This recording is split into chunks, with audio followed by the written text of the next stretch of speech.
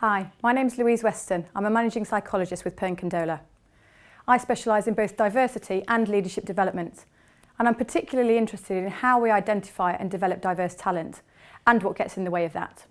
Frequently our clients tell us that they have great levels of diversity at the lower end of their organisation, but that this diversity disappears as seniority increases.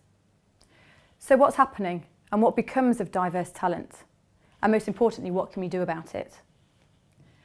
In this clip, I want to share with you some of the research findings around identifying diverse talent and my top 3 tips for organisations. The starting point is that we know that access to development opportunities isn't always equal.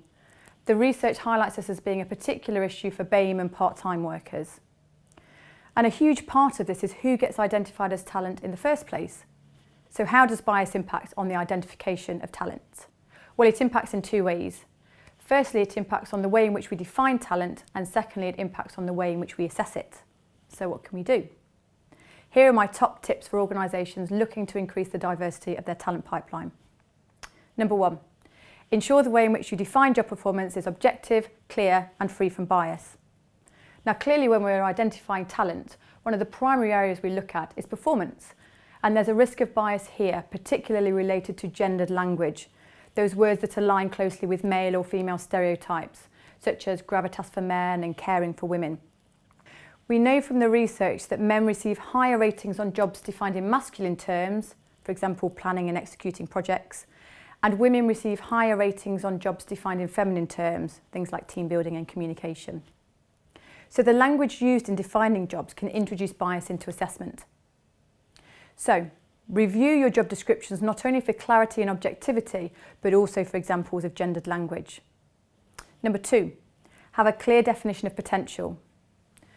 One of the barriers we hear from our clients is having a clear and objective definition of potential that leaders and managers can use in the talent management process. Potential is not just about being good at your current job, it's about the ability to learn new skills and develop for the future. Assessing long-term potential, the ability to progress by 2 or more levels, requires a focus on something other than just current capability. Our own model of potential is focused on this and is based specifically around the research on learning and developing capability. So be clear about what potential looks like so that your managers are rating true potential and not re-rating job performance. Number 3, make your managers aware of bias and its impact. So the other source of bias in the assessment of talent is of course the person assessing it, and in talent management that's usually the line manager. The research highlights adverse impact against women and BAME employees in particular, and there are of course numerous unconscious cognitive biases which feed into these decisions. Particular biases to look out for would be attribution error, where the success of one group is attributed to their own skills and the success for another group is attributed to the environment. So for example, John is performing well because he's a good leader, Jane is performing well because she has a great team behind her. Or the contrast effect, where we develop a subjective opinion of someone depending on who we've compared them to. So for example, where one employee is directly compared to another in order to arrive at a performance rating.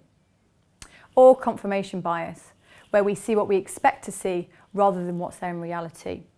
So a line manager rates a team member's performance based on their assumptions of how they expect them to perform rather than how they performed in reality. So make your managers aware of these biases and their impact, and check your processes and paperwork for these, especially around the gateways to high-profile development opportunities. Now of course identifying it is just one piece of the puzzle.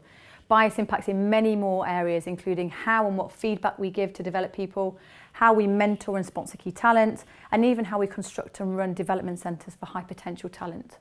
To find out more about developing diverse talent, visit our website, pearncondola.com.